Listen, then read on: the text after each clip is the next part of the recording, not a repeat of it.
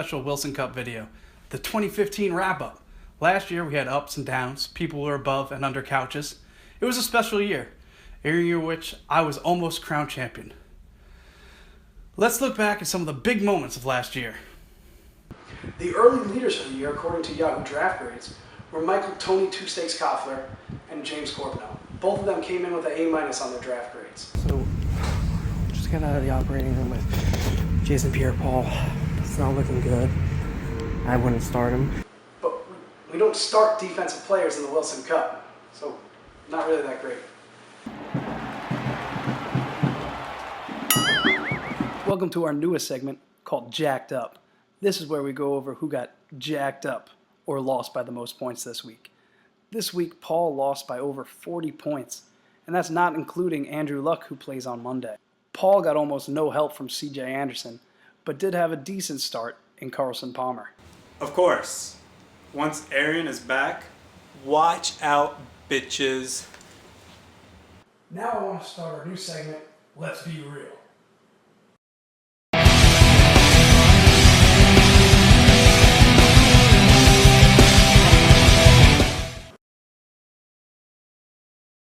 JT, let's be real.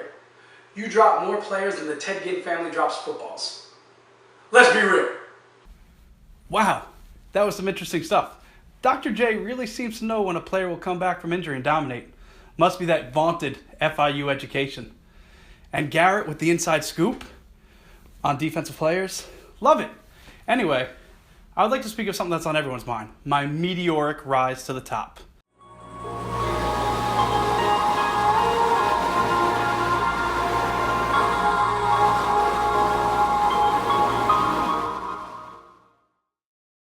As you can see from this graph, I've had a steady trajectory over the past 3 years going straight up. Some attribute this to me having the Sunday ticket, while others say it's just sheer awesomeness that it's exiting my body in every possible way. I say it's just a clear indicator that I should not be underestimated. Wow, that was weird. Anyway, some of you may know JT is now the commissioner of the prestigious Wilson Cup. So, see it down here? It's official. It seems no one else knew they'd be man enough. He replaces the man, the myth, the legend, Mr. Paul Healy. As some of you know, Paul has won the title 4 times. How do I know this? Because he mentions it like he's a CrossFitter who's just started being vegan. We never hear the end of it. What you may not actually know is that Paul tomatoes DC. And when he eats, it looks like he's sucking an invisible dick. And the reason he doesn't hit on chicks is because he looks so weird when he's doing it. Now JT is the new commish, and we can learn things from him, like how to post the same photo on Facebook multiple times, or how to do the Karate Kid kick, or how to make the same dumb face in every single picture. Let's take a step back and realize how lucky we are to have JT as our commissioner. Long live the king.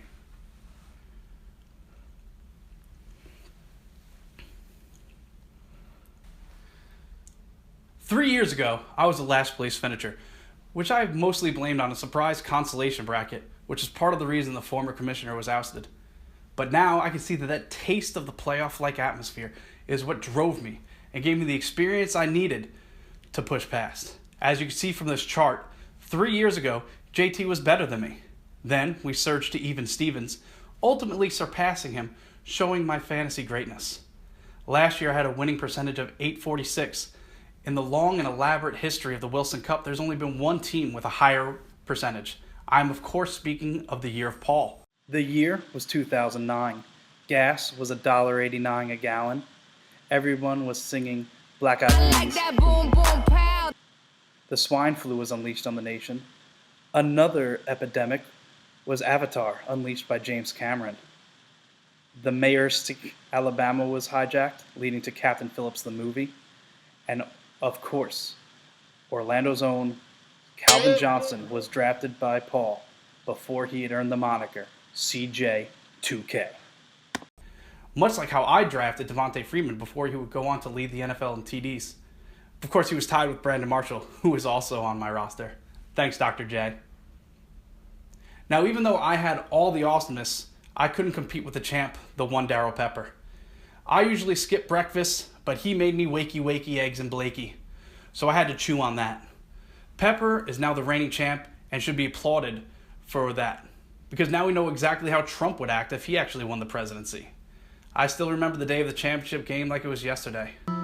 It had been a dream season, full of smart decisions, great plays, and mostly smart decisions.